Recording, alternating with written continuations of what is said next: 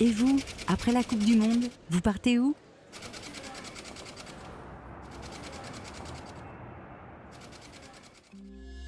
XL Airways, l'avion plus malin.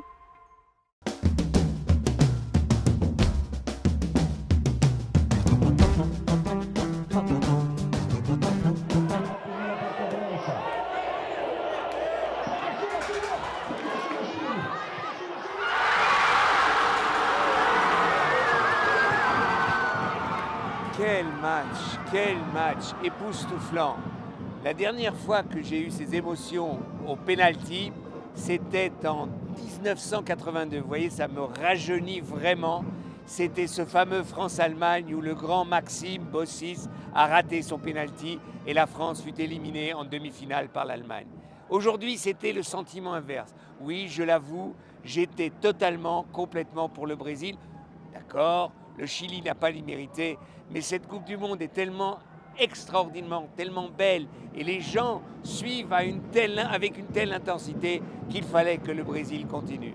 Alors, pour vous dire où je suis à Lençóis. Lençóis est une ville au début d'un grand parc naturel, Chapada Diamantina, et on a tourné pendant 2 jours ici. On a rencontré des tas de gens, Jaja par exemple, avec qui une partie de mon équipe a joué au football, qui nous a montré un peu toute la région. Et puis après, on était dans le grand hall du marché au centre de la ville, 16 000 habitants. Et là, nous avons regardé le match avec des Brésiliens, avec quelques touristes. Ce qu'il y a de fascinant quand on regarde un tel match, c'est que même ceux qui ne regardent pratiquement jamais les matchs de football, qui disent qu'ils n'aiment pas le football ou qui ne comprennent rien au football, ils sont pris dans la dynamique, dans l'engrenage de la passion qu'un tel match puisse secréter. Donc, vraiment, j'étais avec des gens, oui, des enfants, des adultes, tous qui plus ou moins y comprenaient quelque chose au football, mais c'était un moment d'une intensité, c'était la vie dans toute son intensité.